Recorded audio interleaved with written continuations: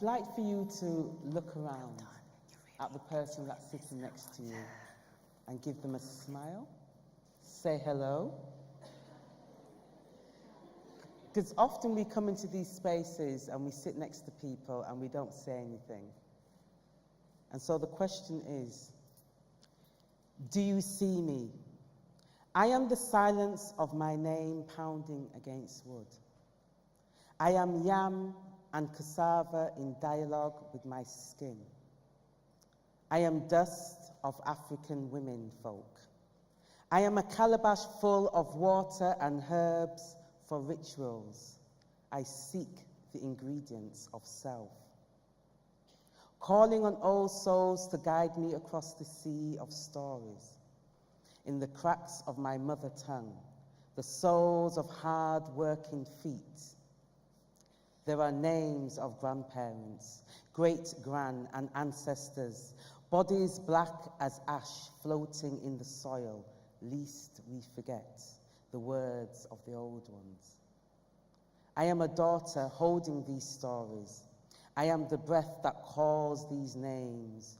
Yamaya, Oshun, Shango, Oya, Abatala. I chew and cut teeth bound by my womb in remembrance of the dead. Do you see me? Do you see me? I am the indigo black of the sky, the red of the dust that you see, that you sit. Do you see me? I am cottonseed, lost in rituals of sermons, rites of passage, lost in the past. Do you see me? I am the dust and water of ancestors. I'm a poet who combines interdisciplinary art forms to reimagine poetry as performance theatre. My poetry is written for the page and the stage. Each poem is for interaction with the body as well as the stage and the environment that I stay in. My latest collection, Another Crossing, published by People Tree Press in 2014, based here in Leeds. They are the biggest publishers of Caribbean and Black British literature. It was a way of me contextualizing and documenting stories of communities in which I grew up in, bringing those often marginalized stories of Caribbean migration and Black British culture to the forefront through the lens of poetry. My practice as a poet involves me excavating stories to use as stimulus for retelling creatively, fusing poetry and performance.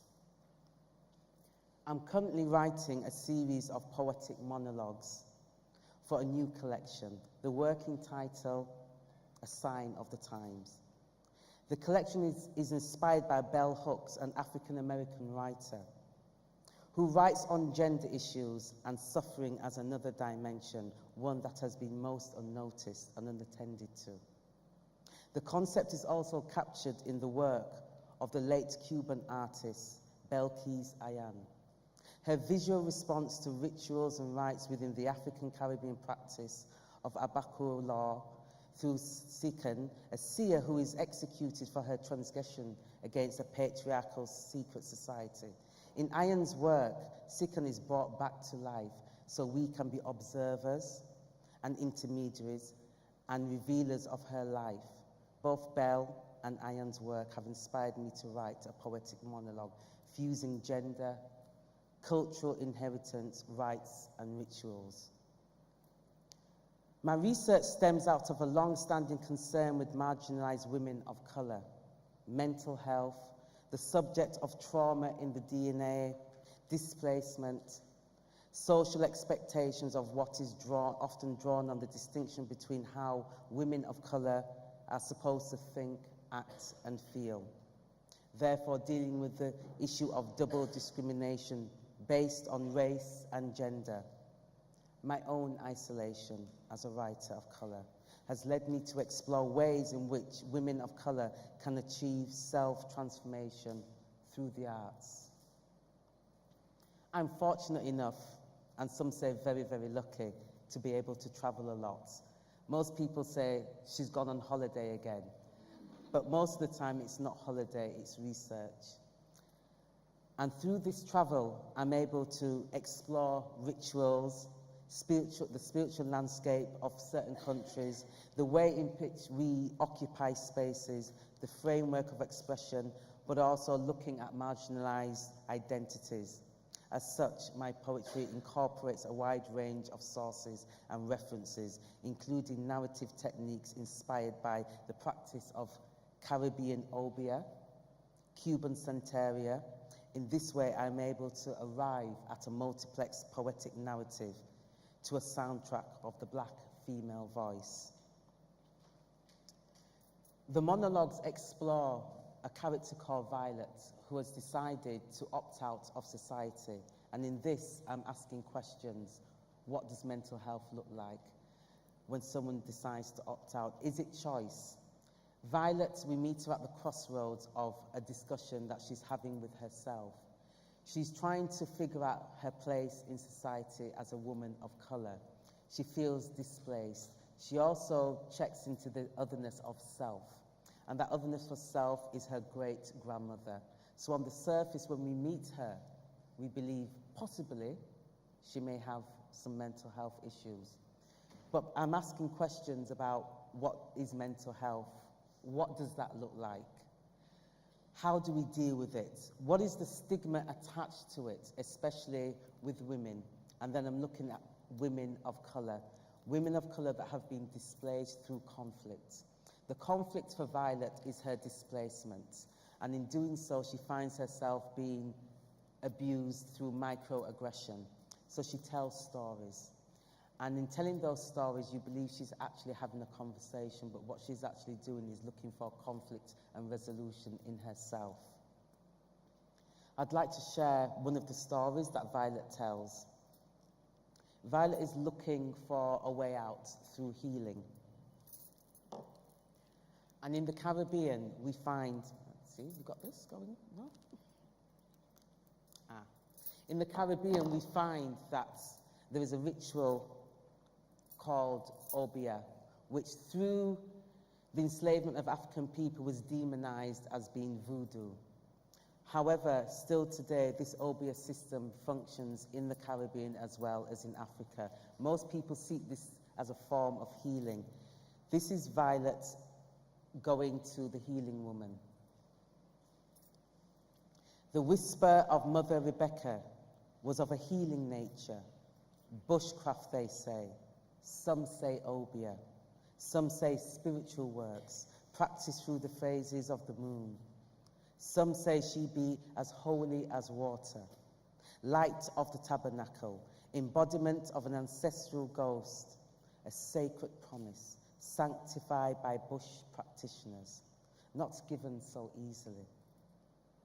She light of darkness, darkness of light. She be black and dirty and tough as soil. She be a blues-beating pulse of testimony. She be long-necked, long-body, long hands, soft skin, as thick as rubber boots, womb-bound of stories. Stories of the sick, the possessed, the haunted, the ones living in fear. She be a collection of odd things in odd places, coming and going in silence, where the bush grows thick and palm trees stand tall, guarding earth and air. She be like a bird sitting long on song. She an early morning communion. With her there is no bread or wine to sip, just hope of new breath. She be a woman washing out the dead, the curse of ghost and duppy to set a man mad, blind him with passion, light of water, light of earth, a balm is turning leaves, bushcraft equating the balance of dead and living, shape shifting into remembrance, slowly into utterance. Goddess of the river, goddess of the sea, goddess of the river, goddess of the sea, in the sanctuary of her house, her garden, her room, the benediction is pronounced. The resurrection from a possession of ghost is healed.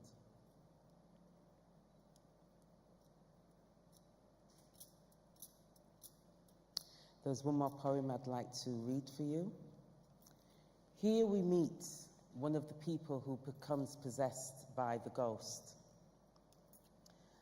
The whole thing of Obia in Jamaica, where my family comes from, has been outlawed.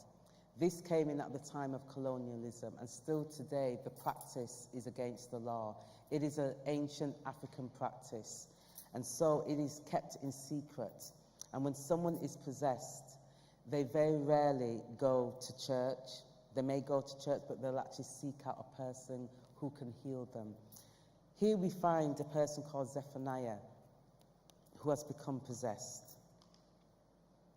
It was the slip of a phlegmatic tongue why darkness sat with Zephaniah so long.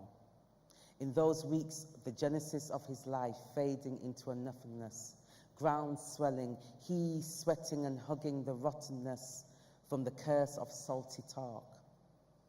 Bitterness lashing his head, sucking out his mind of what a man think of who say what and so, and all that talk, all that salt talk, just to sing like church hymns, and he listening to biblical passage into his stony guts of a duppy pouncing, rocking back and forth in vexation, cussing cats and dogs, cussing in vexation of who look like what and who say what and who is a shame, oh lady, blazing hot as Scotch bonnet pepper, the saltiness of talk, laden on the breath of folk to curse the flesh of earth, and he a pot of dirt and water, a living dead, they say.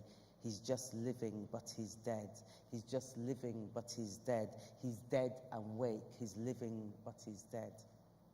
Thank you.